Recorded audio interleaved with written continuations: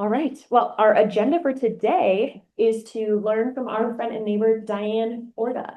DyAnne is a local author and Elyite, and she recently published a book called Nighthawk Storyteller. There will be copies of this book available for sale at the end of the program directly with DyAnne, if you would like. Nighthawk Storyteller reflects the reverence DyAnne holds, for the natural world and shows how archetypal tales can awaken a reality beyond the ordinary. Her poems come from ancestors in dreams, animal guides, daily walks with her irrepressible husky, and an intimacy with northern woods and waters. By paying close attention to every season, Korda illustrates her experiences through profound poetry to help people understand their own connection to Earth, to help us understand our own connection to Earth. This project was made possible in part by an ARAC grant. So we're so grateful to the Arrowhead Regional Arts Council, which supports many of our local friends and neighbors who are artists. And if you're not able to purchase a copy today, please note that these books are available at Paragus Northwoods Company, Chapman Street Books, Art and Soul Gallery, the Meadows Gallery and Studios, as well as the Ely Folk School Mercantile. So please join me in welcoming DyAnne Korda to the podium. Thank you all for being here today. Can you hear me okay? Up more? Is this better? If I lean in? Okay, great. Thank you, Lacey, for hosting and having me here. It's just really a pleasure to be here, and I'm glad that all of you are here too. And as Lacey mentioned, I'm also really grateful for the Arrowhead Regional Arts Council, the legislative appropriation from the Arts and Cultural Heritage Fund, which made this book really possible. N. Scott Momaday says, "The place of infinite possibility is where the storyteller belongs." So let's go there for a while right now. Poems come from everywhere, and this one happened on a late summer evening when I just happened to look up in my backyard. It's called Nighthawk Storyteller. They return in half-dim light, like ribbons of river water floating above treetops. 100 soaring specks take shape, feathers flashing white patches. They swing graceful loops over my house as I catch my breath. I know them well.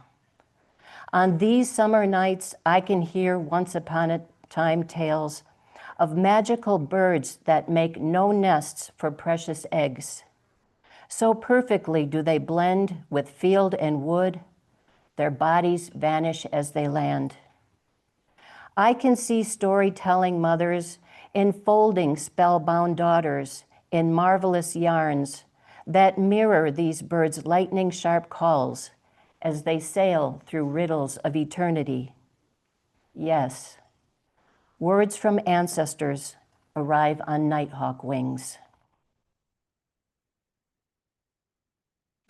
Hiddenness is a piece that was written while I was sitting around in my bedroom waiting for inspiration to happen.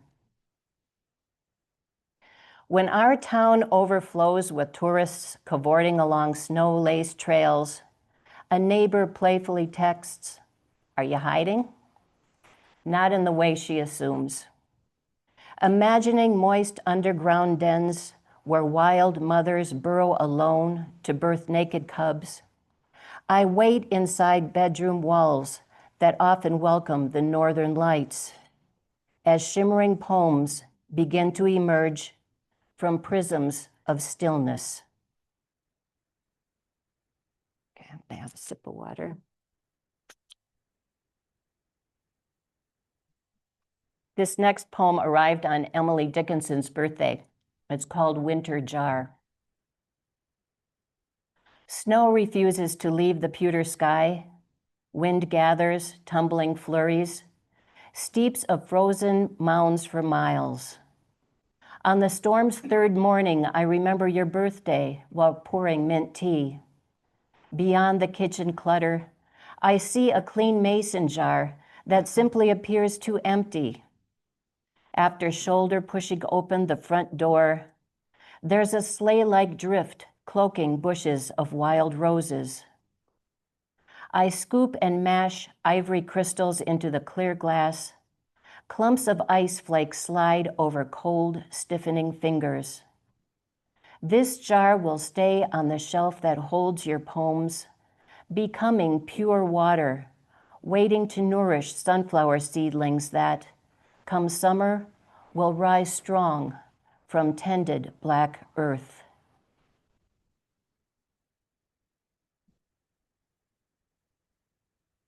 Here is a dream about my grandmother, and she passed on before I was born, but my elders always told me that I closely resemble her. This is called Dreaming of Catherine. While you and I stroll the garden, wavering plants inhale sunlight. We listen as roots stretch down, winding around buried stones, and we leisurely gesture with our hands at the symmetries and sense of green abundance. In the wide fragrance of fresh blossoms, time pauses, and you wear a magnificent cape, dark maroon with pale yellow fringe. Our eyes meet and you nod, morning cloak butterflies, myriads of wings open and close.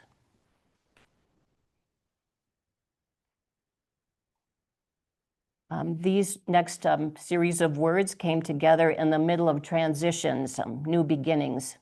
It's called The Dawning. Unfinished woman, you've been wandering along so many pathways in folktale lands. From forest to castle, you listen as voices purl around you with their separate lives and long shadows of strange lyrics. Woman, it's time to stop at the crossroad of permanence and change. Punch the sky and wait. With no umbrella, you will have a clear view to find that you are standing at creation's dawn.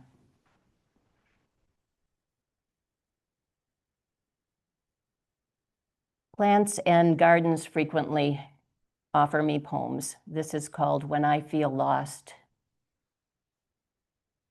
Muted sun through damp air will fuel thunderstorms.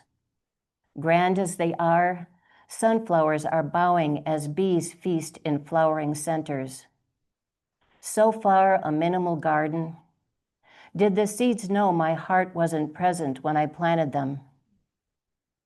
Soaring through star clusters somewhere between the living and dead, my thoughts escaped. But now they're hovering like hummingbirds, descending from slender branches to the feeder with fresh sugar water. I remember as a child learning to feel comfortable with mystery, walking my auntie's yard faithfully with watering cans overflowing, soaking her sunlit marigolds. And even now the old cookpot rattles with blood-red water as beets come to boil. Close to the scent of vetiver, dark mother, heart-soothing earth.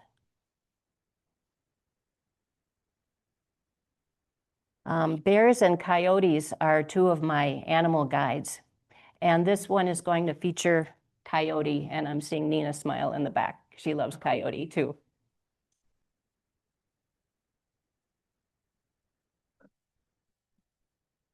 This is called Tricksters Are Known.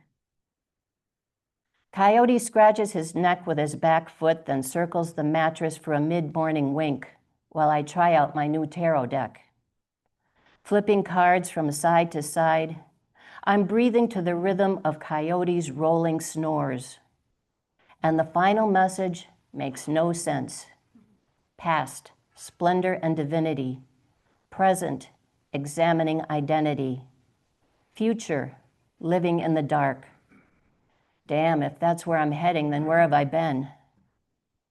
As Coyote trots through deep forest dreams, I pace the hallway, bedroom to living room, circling back to the bathroom mirror. and noting the muddy confusion is dulling my eyes. Then it hits me. Tricksters are known to operate in reverse. Still asleep, Coyote's whiskers twitch. His lips purse into a beaming grin. I touch his pointed nose and ebony tip tail, receiving a jolt. His indestructible, creative disorder. Let's see. These next two pieces are sort of little photograph poems. This first one is an autumn poem called Shadow. As the settling sun strokes the narrow arched back of this leafless white birch, I raise my autumn eyes, and she casts her grateful shadow upon my face.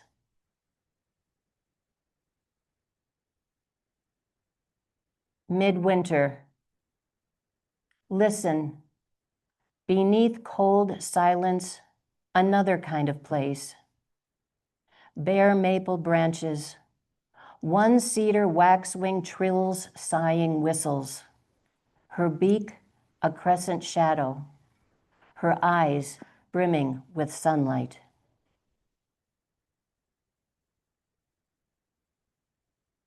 Some poems come from waking dreams in which my ancestors appear, and two of them in particular, Aunt Rose and Babusa. And Babusa means grandma in Polish.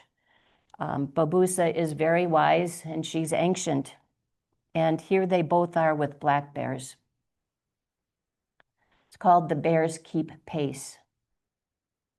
Mist glides through the meadow as bears awaken. Bellies drumming with hunger, their grand silhouettes pad through frosty mud in procession, as if they are praying their way through worn labyrinths. In the middle of the field, Rose and Babusa wear their wool sweaters over everyday dresses.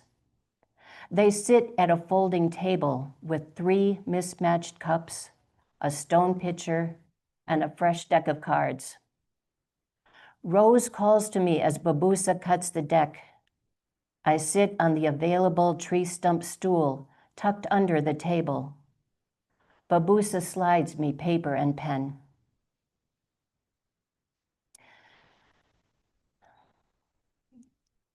As Rose pours the honey mead, my cup shudders, then doubles its size. Within steam rising from the rim, luminous words waver.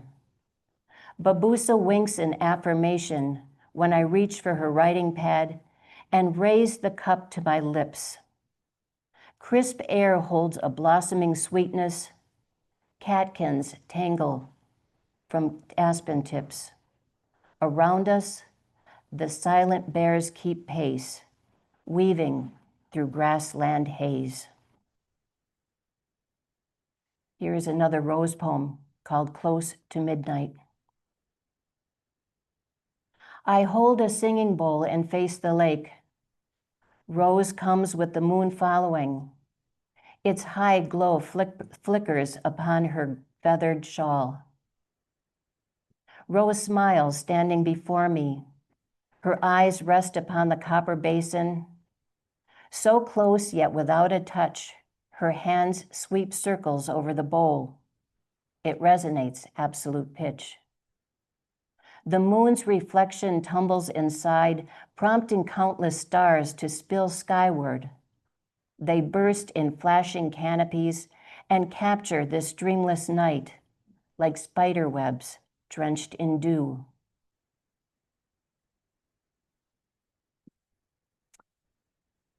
Okay. Lacey already mentioned our colorful husky. Her name is Mustang Sally. She's colorful even though she happens to be black and white, but she is a very prominent character in this book. The piece is called When I Finally Understand Mustang Sally Has Been My Muse All the While. Sally studies the steam rising from my teacup while she learns to be my creative muse. We sit on the bed together, the heat kicks on, Dust specks float past her nose and she snaps to catch them, hoping for mosquito meat. She chews her toenails, gnaws on a deer tine, bites my sleeves as my hand takes pen across this tattered journal page. Rolling to her belly, Sally places her chin on my shins, her legs flat on a 40-year-old Pendleton blanket, which she nips like the ornery fable dragon, piercing wool with her almost 2-year-old teeth. I scold, "Where's your bone?" Her brown eyes spark, her ears point forward. She jauntily tilts her head. "I have more than one. Which do you mean?" Sunlight and silence make my thoughts fertile. For the third time, Sally dozes and runs through stormy fantasies until I decide to follow. She travels the edges where paths meet wood, where rivers meet loam. Her heartbeat echoes old woman stories of invisible edges, thin red lines that divide ordinary from the mystical. Over and over, I write certain phrases, slightly altering them until they appear like magical chants hidden on paper. Sally sleeps. Her front paw rests upon my ankle.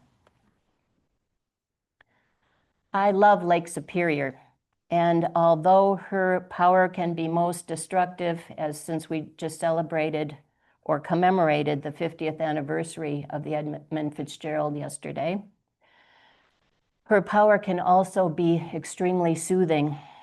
And this poem is a salute to that healing energy that she holds. It's called Oneness. Her license plate reads Oneness. The woman has driven miles to the lake. Arriving before sunrise, she unloads canvas bags filled with kindling, a writing journal, snacks, a good bottle of wine, hand drums, and her husband's ashes. The woman wears tie-dye, a fiery crimson sweatshirt over a flowing copper blue dress. In her stone circle on the shore, flames shimmer around passing seagull shadows. Wild gusts ruffle her hair.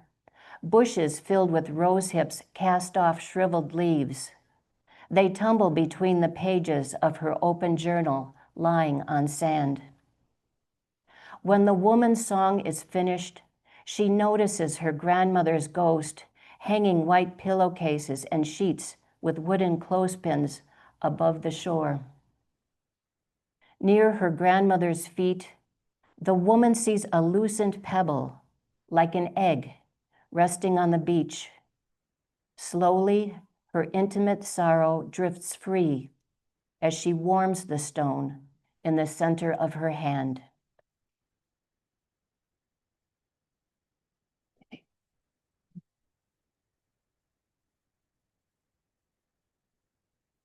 Okay, when you live in Ely, you absolutely better have a boat poem, or a canoe poem, or a kayak poem, or something of that matter. It's some water surface, something that deals with that kind of thing.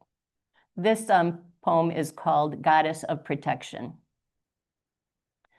Long ago, on any windy day, if you'd ask me to be the 100-pound anchor of flesh and bone, by moving to the front of our flat-bottom boat, to weigh down unruly waves bouncing the prow, I may have taken offense. Yet today I choose to become our fishing boat's living figurehead. As goddess of protection, I'm perched upon the front aluminum seat, lake splashed torso pitched forward, taming the reckless storm. As you steer us gingerly to shoreline silt, near the tall leaning tree where a red-winged blackbird sings to lost fishing lures, tangled in sunbeams on a branch below. And here comes Coyote again. This is called Coyote Roams My House. Coyote roams my house until the moon appears. Stomach grumbling, he sniffs something good tucked in the basement. He zeroes in on a cardboard box stuffed with newspapers that he tosses until he's juggling the prize, 6 green tomatoes, upstairs to the kitchen. Pulling drawers and slamming cupboards, he searches for spatulas and pans. Coyote plans to sling the tart fruit with gloopy eggs. But first he shuffles through the music looking for that solid rock groove, like Tom Petty, Patti Smith, or Beck. Yipping along, he chops and stirs as tunes boom, toenails click-tap around the stove, grub dripping down his chin. Coyote smacks his lips, chewing to the beat until his belly won't hold another tidbit. So he teeters upon my tall bookshelf to skim the Tao of Pooh and snooze the afternoon away.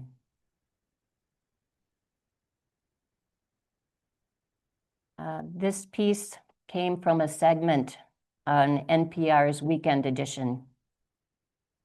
It's called A Kind of Magic.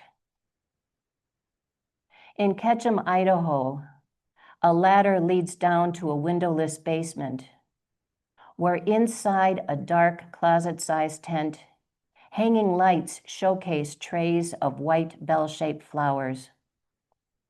Firefly petunias generate their own light.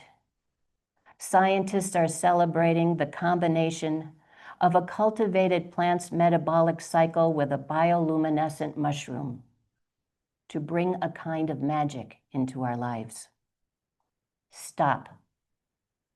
Somehow you must recall lying in that vacant lot near your first home, a wavering field of wild hawkweed, clover, and bees. You listened intently with your eyes emanating stars. Of course your mother's petunias glowed. And homes also often appear around the corner with on my daily walks with Sally. This piece is called Quiet Pond. There is seldom the slightest ripple on Quiet Pond, a little round lake cupped in steep woodland banks. But this morning, Mustang Sally and I witness upon the water glistening oval loops spooling out from a soaked, furry face. Pit bull? Bear cub? Sally and I creep closer, remaining inconspicuous behind this wide trunk or that tall stump, and sploosh, a hidden flat tail smacks the hazy surface. When surprise fades to familiar stillness, Sally sits. Her tail thumps earth and her eyes widen into, wasn't that fascinating? Our shared reveries vanish once a walker appears, chugging along. Snug earbuds tucked in place beneath a Nike cap. Her Pegasus blueprint sneakers tap with the heated beat of political podcast brawls. She keeps walking without turning back as I holler through laughter, "Did you see the beaver's grand pronouncement?" Nor does she notice the raven. Black feathers puffed, body rocking the branch above. Gurgling croaks, shrill screeches, raspy caws. A long litany of everything that's sacred here.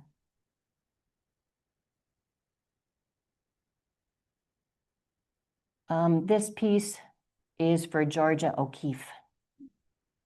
To receive wisdom.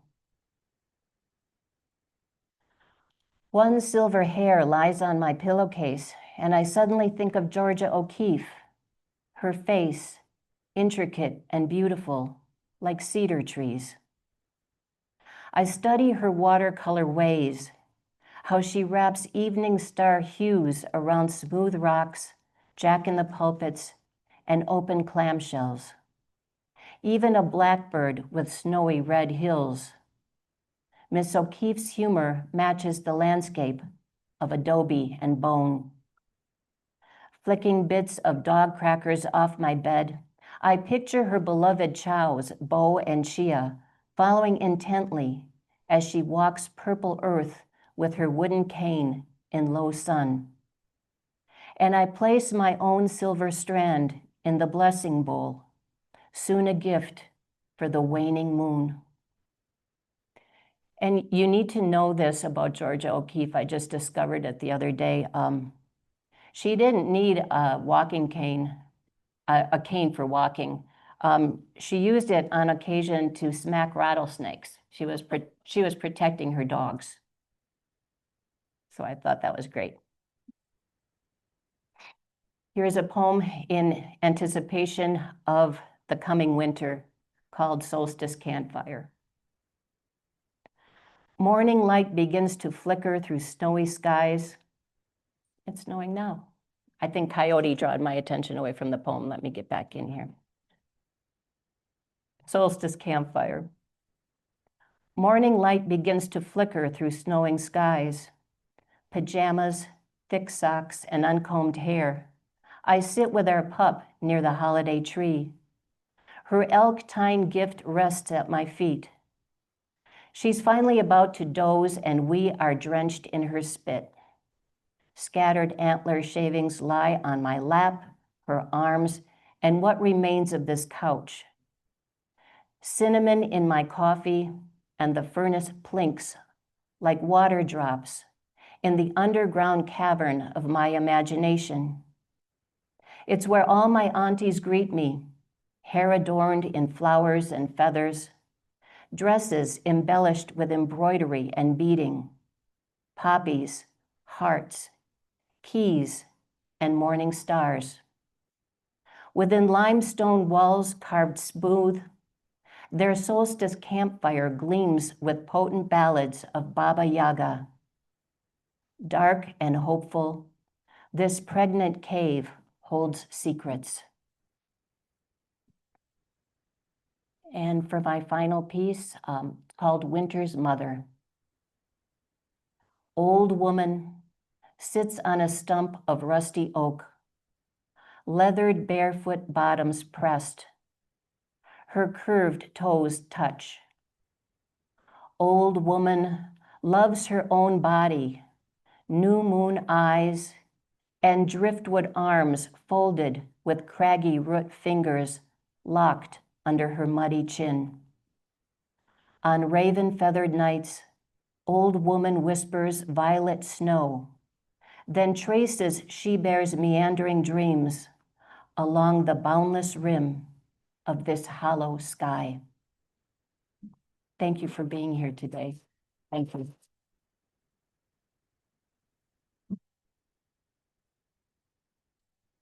Can we stand up here and chat for a minute? Oh, sure.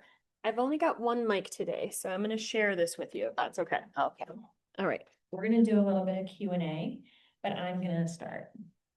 I thought I was going to get off easy. No, not going to get off easy. Thank you so much, Di. Thank you. I have had the pleasure of having a heart-to-heart with you at Northern Grounds. And I'm just wondering if you'd be willing to share with us why you think, like what you think poetry gives you, and what you think might be the outcome if everybody had as much access to poetry as you have. Oh, boy. Just an easy one. Just an easy one. There's no wrong answer. I'm just curious what would come to mind for you. You know, what makes poetry so powerful? Okay, should I use Yeah, both? please. Okay. Poetry, I'm just thinking about all of the people who I admire and bring so much into my life, like the people I read, like N. Scott Momaday, Joy Harjo, Mary Oliver, Patti Smith. I think poetry brings a different dimension to the world in that it helps you say what normally is unsayable. It makes the mystical real. Does that make sense? Okay. Can I give this back to you now? Yeah, but then I'm just going to ask you another question. Tell us a little bit about your process. And what part of the process do you like? What part of the process brings you the most energy, and what part of the process is most challenging for you? We should have rehearsed this ahead of time. No, I'm kidding. I am putting her on the spot. The part of the writing process, my writing process, I journal just about every morning with Sally on the bed, as you heard. And I take walks. I meditate and open myself up to the dream world, which becomes very real through the imagination. And I start writing with paper and pen. I take it to the computer, and that's where the editing sort of comes in. I remember back in the day just messing up reams and reams and reams of paper when I was doing draft after draft after draft, because poetry is a craft, and you really have to work at it. So I'm grateful for computers in that sense.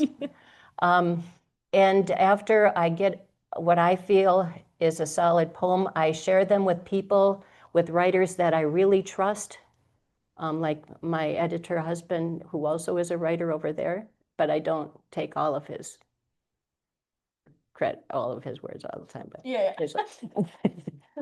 and I also have a few friends across the country that have been writing with me for years. I take it to them, and then I gather the poems together, and then they talk to each other and form a book. The poems. The poems talk, yeah. Okay. Does anyone else have any questions they want to ask about it? Oh, okay. Oh, I'm gonna leave the microphone with you. Okay. Thank you. I'm gonna come to you though, so we can try to capture your question for the Zoom crowd. But if you would just try to holler it, that'd be nice. My voice carries, Lacey, Yes, you know it does. that. Yeah, thank you. That was great, DyAnne. I love bears and coyotes and other animals. I wonder why the particular affinity by you for bears and coyotes. I don't know if I came to them. I think they sort of came to me. And first of all, with coyotes, I like the trickster aspect of the coyote, and I see them often on my walks. And black bears, I love their nature. I love the way they move. I love the idea that they hibernate and renew themselves. And I just love their look as well. So. Do you know an old book named God's Dog by Hope Ryden? No, I'm going to. It's about a study of coyotes in northwestern Wyoming. I think the book must be at least 40 years old. Dr. Powell probably knows. But in any event, if you haven't read that, you might enjoy that. Oh, I will. Thank you. And I'm gonna get the name of that from you. Thank you very much. Yeah. Yeah. Did we have another question back here? Just wondering if you had formal training, or like, did you get a degree in literature, or are you pretty much self-taught? I probably a little bit of both. And I went to the college with a writing minor, English major. And I did not go on to graduate school. At that point, I had I had two mentors, Ellen Court, who was the first poet laureate in Wisconsin, and Norbert Bly, who is a wonderful writer. He wrote across genres back in Wisconsin. They were both my mentors and encouraged me to go out in the world and experience and read, and go and do rather than sit and not. Does that make sense? Thank you. Wonderful. Thank you so much, DyAnne. Thank you so much. Thank you. Thank you.